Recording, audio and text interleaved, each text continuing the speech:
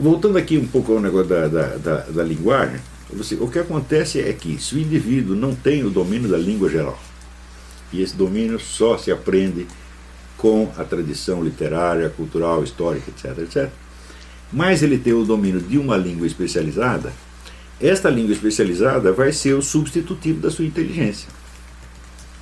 E ele só vai conseguir raciocinar nos termos daquela língua especializada. E onde quer que você use por coincidência um termo que também pertence à língua especializada dele, ele vai achar que você está falando daquilo. E vai raciocinar nos termos daquele aprendizado técnico-científico que ele teve. Resultado, o sujeito não vai entender nada e vai achar que está dominando o assunto, porque ele conhece aquela parte especializada. Isso já aconteceu tantas vezes comigo. Quer dizer, pessoas que são estudantes de química, ou de biologia, ou de física, e que interpretam o que eu estou dizendo na linguagem da sua ciência em particular, e evidentemente distorcem completamente o que eu estou dizendo, porque eles não têm acesso à língua geral, não são capazes de compreender a língua geral, não têm cultura suficiente para isso. Então, acontece coisa como esse rapaz que fez esse vídeo aprendendo física com o Olavo de Carvalho, onde eu estou lá falando, vamos dizer, de fraudes científicas que estão na origem da modernidade, e eu cito lá a carta do Alexandre von Humboldt, de 1810, por aí. Ele nasceu em 1760 e pouco, ele devia ter uns 50 anos quando escreveu isso. Ele disse, olha, todos nós sabemos que não existe nenhuma prova da teoria heliocêntrica do Copérnico. Né? E eu citei isso, e daí o rapaz disse assim, ele quer impugnar o heliocentrismo com base na carta de um cientista de 1810, quando não tinham descoberto isso, mais aquilo, mais aquilo, mais aquilo, mais aquilo. Entendeu? Quer dizer, a discussão era sobre o heliocentrismo. O que eu estava dizendo é o seguinte, uma teoria que não tinha provas foi imposta como verdade definitiva durante 3 séculos. Desde o tempo de Copérnico, nasceu em 1470 e pouco, até o tempo do Humboldt, que nasceu em 1760. Quer dizer, durante 3 séculos aquele negócio é impingido para todo mundo e não tem prova nenhuma. É disso que eu estou falando. Se essa teoria em si é verdadeira ou não, eu falo, mas eu nem discuti isto. Ela pode até ser verdadeira, pode aparecer outras provas a favor, contra, mas as provas que apareceram depois não impugnam a história que se desenrolou durante 3 séculos. Né? Mas, daí o neguinho entra lá numa defesa entusiasmada do heliocentrismo. Agora, pergunta para mim, o que é verdadeiro? Heliocentrismo ou geocentrismo? Fala, olha, eu não tenho a menor ideia. Né? Aceitamos o heliocentrismo porque todas as instituições são baseadas nisso, os livros didáticos são baseados nisso, e a gente continua raciocinando nesses termos.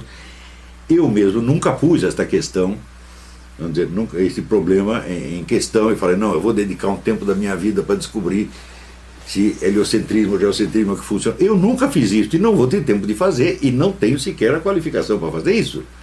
O que eu estou discutindo é o seguinte, que a história das origens da ciência moderna é, vamos dizer, uma coleção de mentiras e falsificações absolutamente extraordinária. Isso é um problema histórico e não um problema, né, de astronomia. Mas se o sujeito tem aquela formação especializada, mas não é capaz de apreender uma discussão na língua geral, ele vai puxar para aquele ponto e vai achar que o que está sendo discutido é isto. Só que isto é uma falha de lógica chamada ignoratio elenchi, que é a incapacidade do sujeito captar qual é o ponto em discussão. Ele muda a discussão. E não percebe que mudou. Ele acha que está, né, por cima da carne seca. Isso acontece a toda hora. Né? É o mesmo problema que aconteceu com o tal do Pirula. Né? Quer dizer, assim, a Pepsi está usando fetos humanos para a produção de adoçante. A frase foi mais ou menos essa. Ele disse, o cara não entende nada. O feto é usado apenas na pesquisa, não é incorporado no produto, ele está achando que as pessoas estão espremendo o feto para colocar dentro das latinhas. Falei, o que eu estou discutindo é a responsabilidade moral de uma firma que usa fetos humanos. Se o feto é usado durante a pesquisa ou é incorporado no produto final, é absolutamente indiferente, porque o feto foi sacrificado de qualquer maneira, sacrificado e usado, este é o ponto. Né? Então,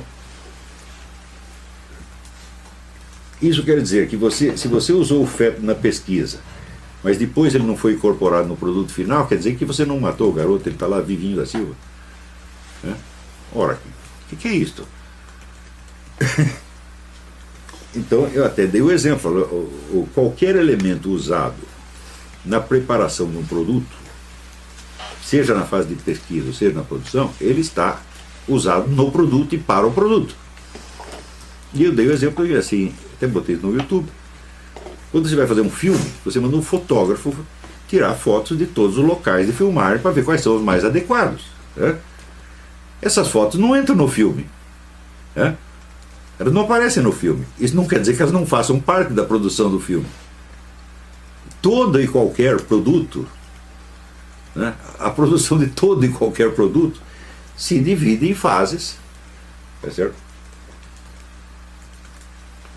Nas quais muitos elementos usados na pesquisa inicial não são incorporados no próprio produto, mas foram usados no processo de produção.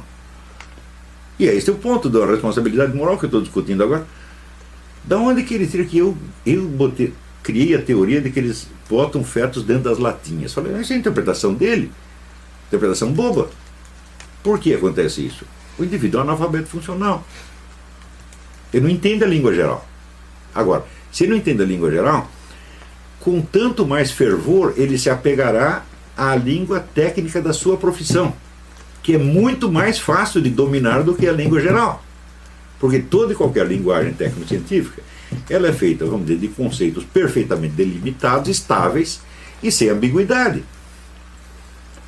Então, vamos dizer, é como se fosse uma maquininha que você, pensando bem, qualquer imbecil pode manejar. Né? Então, isso quer dizer que o nível de inteligência requerido para o sujeito dominar uma linguagem técnica dessa é infinitamente menor do que o necessário para ele participar de uma discussão pública sobre um assunto responsável.